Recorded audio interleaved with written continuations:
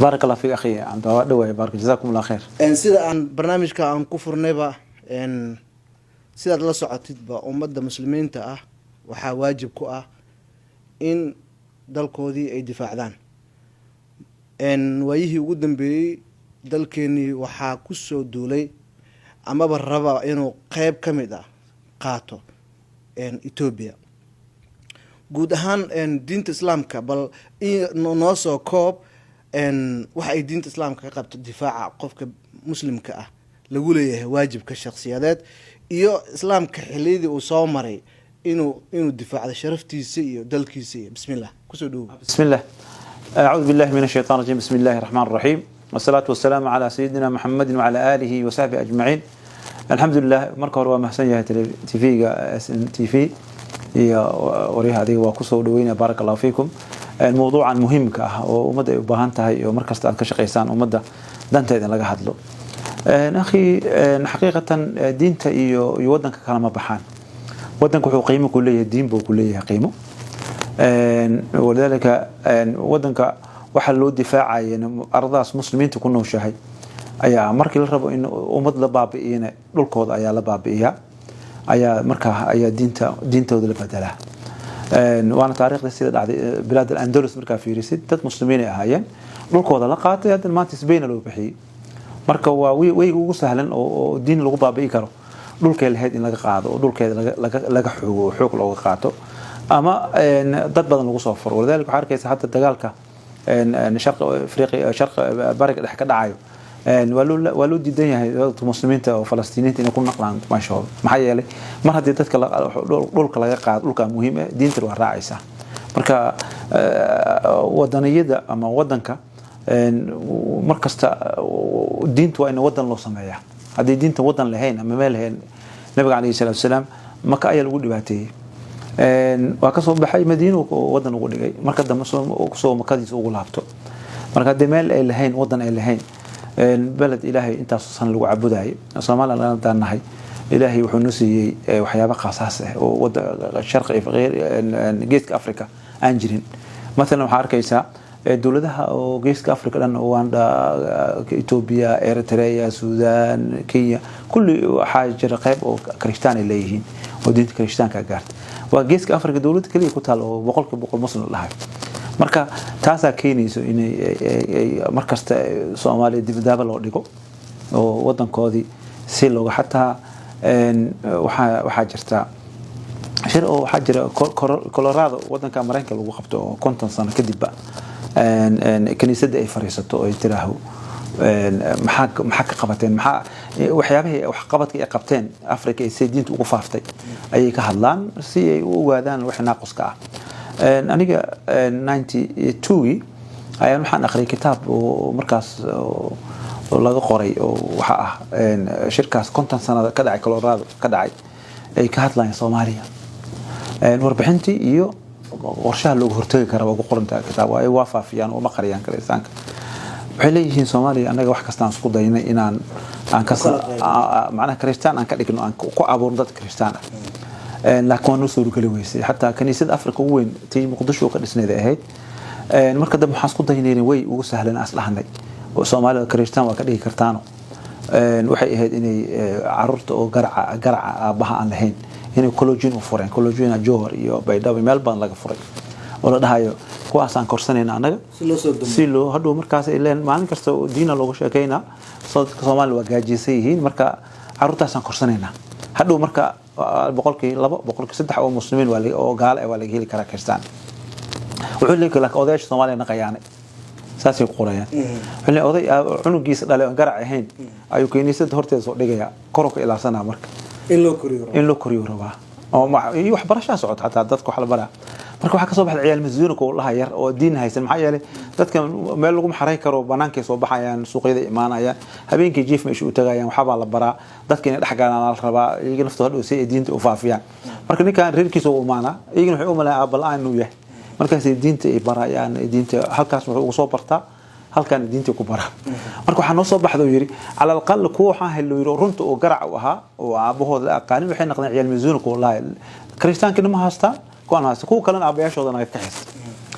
marka dambe waxay ku fikireen marka in dadkaas qiblad cusub loo sameeyo saas ku qora cajiib 78 ku dhacay 78 kii way 77 marka dagaal soo noqonay kontonka sano markaas ay ku beeknay waxay leeyihiin waa in la barakiciyaa dadkaas oo qibla cusub ay raadiyaan si bi'adu ay u joogaan ay ugu baxaan ay bi'a Kristaan ah waatii marka rixladii Holland waxa arkaysaa dadka badan oo Afrika dagaal badan ka dhaco laakiin sida Soomaaliya soo dhaweeyay reer galbeedka lagu soo dhaweeyay Mareykanka dhihin Canada nala kala dafay waxa isaana lagu sameeyay maxaa yeelay Ibn Khaldun muqaddimadiisa wuxuu ku leeyahay jiilka afar isku bedela marka adiga Kristaan naga ma dhigi karaan anaga caruurteena xataa inaa ku dana laga yaabo caruurta afaraad جيلك أفراد حالي مقاد وحوي سننك كونيج واد أدو أوجاس كأوضيع هي مركو لأنتو ويلكيس أوجاس نقناي أما بقر أما وإحنا قناي ويلكيس أساق دتكو حلين فرق غير أو دحيه لكن مركو لأنت كان لبعض وكان سدحات ويحلي هو ويس أساق اسمه بلاه كان أفراد دوينه ما بس لنا لها وأنا كده نهاي استوجاس ذيني وحيابها صار كيس إثبات الكود عجيل كود عوا أوضيع شهر عنجرين marka jiilku asbadala markasta marka adiga dadka Yurub jin hadda anaga maaha adiga caruurtaada maaha laakiin marka qorshaha saaba ajar marka tan waxay kamid tahay marka maadaama anaga dad ay diyaarinayaan ay hadda ay ramaan hadhow inay celiyaan marka wadanka waa in marka lagu fasaxa dad kale oo dadka kalena marka laga xoogaa marka wuxuu xoog lagu marsiin karo hadda Ethiopia way sheegatay inay badda Soomaaliya lahaansho ahaan u rabto xitaa aanan rabin contract iyo kira iyo maxaa waajib ku ah muwaadin walba Soomaaliyeed dadka qaar waxay leeyihiin dawladda ayaa xil ka saaran inay Ethiopia naga dhicisa ma faradul kifaya mise waa faradul ayn in dalka la difaaca akhi Ethiopia Soomaaliya hadda kuma soo duulin mushkiladu waa xawaaye Soomaaliya taariikhda ma akhriso Soomaaliya waa ilaa badan tahay Soomaaliya dawladeena weyneed Maxamed Said Allah naxariistay ayada dumis jabhada ku kicisay jabhadahaas qabiil ahaan ay u abuurtay SSSS kullu wadaan wada qabiil SDF FMM SUC magacyadaas la bixiyeen oo magac Soomaali oo dad lagu siraayo dhaxda la gali laakiin qabiil ay ahaayeen way dumiyeen waxay noo keen haddana arintan oo federaalka la dhahay iyaga lagu soo sameeyay agtooda lagu soo sameeyay marka hadda meerihi inay gurtaan ay rabaan oo waxay dhahayaan markaan Soomaali waa kala tagto oo waa kalkan hadda ugu fiican tahay inaga laakiin Ilaahay naga soo gaaro waxaad moodaa wadankaas Ilaahay ilaalsado dibadda badan loo dhigay oo aan taariikh marka aqri Soomaaliya ilaa iyo mililik iyo ilaa iyo marka aragtid intaas ku fikirayeen intaasna dad Ilaahay waa Ilaahay subhanahu wa ta'ala dad uu leeyahay rijaal uu leeyahay adduunyada oo yashtaruun bi ayati Allah thaman qalil wala helaya adduunyada dhalaalkeed dad gadanayo oo meel kasta joogaan waqti horna waa jirjireen xataa laakiin Ilaahay badbaadi hadda waan ku horna weynahay inay maalaxaasa aan ka hadlay maxaa intaas dhaay Soomaali dum iyada dumayso laakiin dumu anaga indhabeena Ilaahay u rajaynayna oo anaga xataa dibno keen maxay dumkeeda nafgeeda qofka lama roo Ilaahay sharta Ethiopia baba lama dhihi karo waxa laga yaabaa baba dhoolna ku jiro waagi Maxamed Siyaad raacdayna Allah u naxariistay aan dhayn hana dhaafo laakiin ma dhihi Ilaahay wax khayr uu noogu bedel ma dhihin marka shartooda lahna dhaafiyaan leenahay laakiin waxaan hubnaa inay dawladda ay la taageero ugu fardo ceen waay in qof kasta leeyahay maxay baahida islaamka la ilaalina khilaafaadka naga dhaxay waan koolsoonahay xataa dadka yar yar hadda qayqaylina ee isleeda waa helaysa markay dagaalka dhab u bilowdo inay ka tagayaan oo macnaha ay Soomaaliya safanayaan oo hubna maxay leedahay waxay la heshiis shacab ma aha shacabka iyo madaxda labay kala tahay madaxda oo dawlad goboleed wala heshiis karta Ilaahay qalbigooda haduu cadaab u qoray inay wadankooda iibsadaan wala helaya laakiin shacbiga waxaan filayaa markaad meel kasta fiirisid waxa kaliya Soomaaliya laga rabo waxa weey wala tasir wasiir ukhra nin madax waqaf oo galay shacabka inay u heliyaan maaha wuxuu rabaa aadam kan dawladda aadam ku federaalka ahaado in markasta oo wadanka iyo dadka qofka la kala saar muhiim ah waxaan dhigi karaa 15 sano ugu dambeeyay Soomaaliya way soo galeysay ha ku soo gasho mandate ama si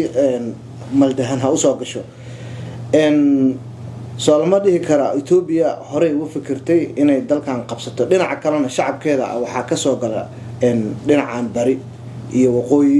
shacabka Ethiopiaanka ayagana way soo galaan laga yaabo qaar jawaasiisa inay jiraan marka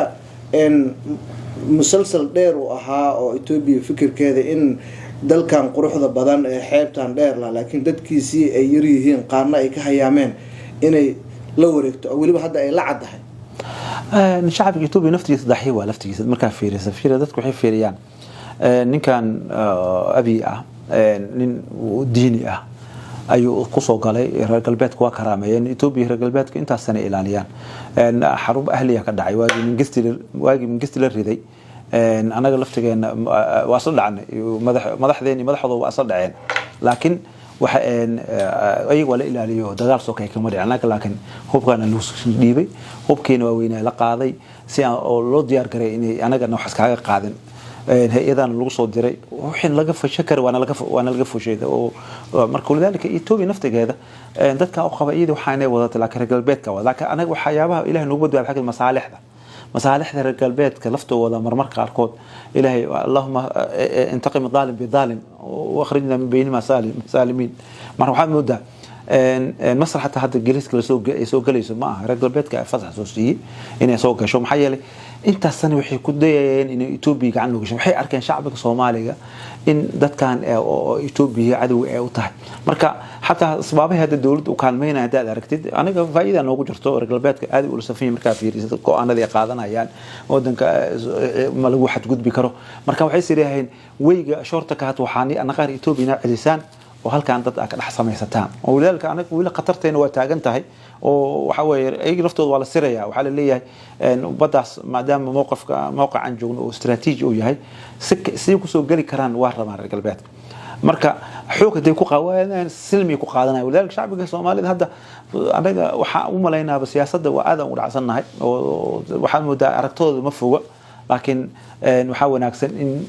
shacbiga markay dawladooda ay taageeraan wax laga qaadi karo malaha شعبي لكن شعبي دولة إسقلافسن حكومة سهلة الورد دولة سهلة الورد كرا حرب أهلية اللي قال كرا لكن مركي شعب جود دولة إسحاستان إذا أنا عدوين وكسور جدنا وحواي ودين تنساسي أمر إسا وقفك مسلم كا واعتصم بحبل الجميع على تفرقوا عدو إن لو ميدو دين تا عاقبته ودين تا إلى وحلا صعد ودين على لنا إن كان عيدا هين محات كحسوس دجالك أنا إثيوبيا أنا الأحمر كون سجال بقول تدوات أنت دبدي تاريخ ده قرنته أو حتى تاريخ ده قرنته دجالك إثيوبيا أنا مركز دجالك دعائي أنا وقعت كأنه وعيدما جيسي وشعب الصومالي مالو يقعنا جيسي مداس وحي فيلني لكل من وأنا حرب لحظة كجرنا أي نيكي مركز دولتنا شيوعية قاعدة لفت جهاد وهنتو ذا جاهد روشك أيدي ذي وبرشنيف أي وحوجري وأنا كسرنا قطان الدجال أنقلنا أنت أصلا قدام مدحدي مركز جوتوال ديدين مركز ديدين كالمة هلين وكوبا كالمة يسي ويمن تجنوب كالمة يسي وحا كالمة ليبيا كالمة يسي وروشك أي كالمة والسكوتك الصومالي مركزها وحسكو ضيق ولي منك أركان وأي البيت وحلو يغانينك ديدة أما ويد ديلان أما شعب كيسي قدران على عبد الصالح أرقني جوحان أرقني سدام حسين أرقني حسن مبارك أرقني مركي أنت أي قربتي وقربان مركا سياسة وأنا قفرتها أنا وقعد بصومالي تاريخنا ما آخريان الشعب الصوماليات أسبابه مركا فيرس جوميسي يعني أسبابه لو قيبة ما جرت الدولة شن لو قيبة جوميسي دولة كاستو مركا أفريقيا أرقتها الدولة جوميسة هولندا جوميستي قالوا ليها أما برتقيسة أما وحلوا ليها إنجليز لكن أنا إنجليز طلياني حبشي كي ومدة وحلي الشعب كان يسكون هايكرو لسكم هايكر هدي ميدوبان جيسك أفريقيا يقتلنا لكن وما ذلك على الله بعزيز أي محكمة حمرك بيد الله وكجرا شعب الصومالي القرن الفريق أي حكومة إن شاء الله. إن ودبين قبل برنامج محاد وباقي ساعين صومالي. صومالي حكوا باقي مسائل كان يرير أسقو هاي ستان وأرن وكوينا صعته. منك ولالك أو مضح هذا أما يقولوا قبلات يدولوا يفدرك وأسقلا في كران. لكن هفيريان آخرضوا هفيريان معايا لي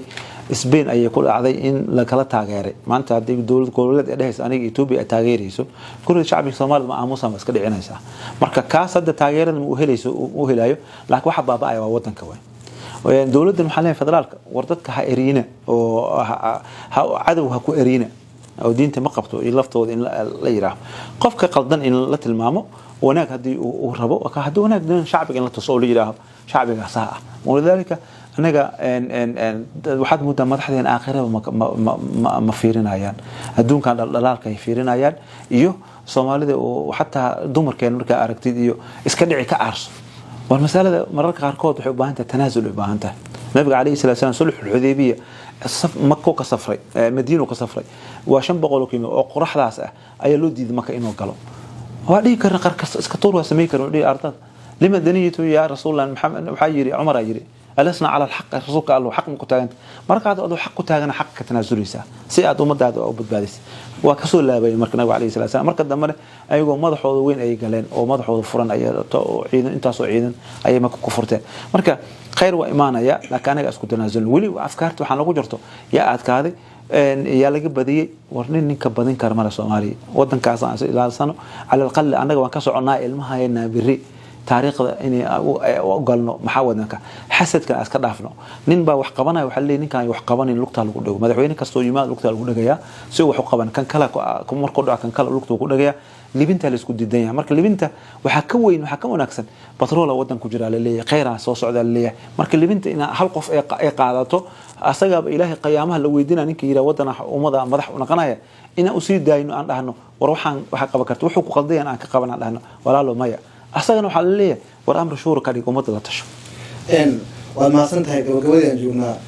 hal su'aasha ugu dambaysa Ethiopia maalin walba waxay soo saartaa war saxaafadeed ay leedahay waxaa ku badanaya Soomaaliya argagixisada ay fursad siinaysaa dawladda Soomaaliya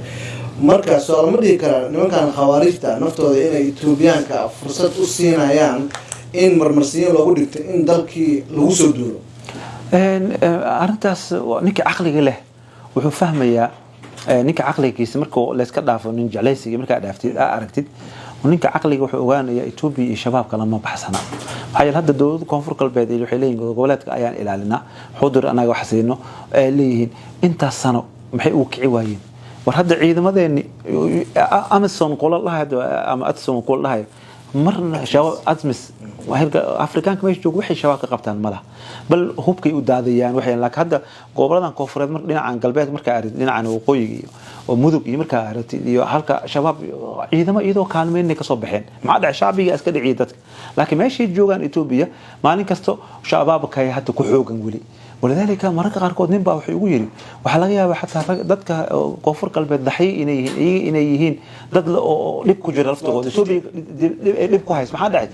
dadka isqarxinay waxa leeyahay dadka koonfur galbeed markasto waxa laga soo qabanaa leeyahay Puntland heer koonfur galbeed ay qabatay leeyahay Muqdisho marka aragta dadka TV-yada soo dhigay dadka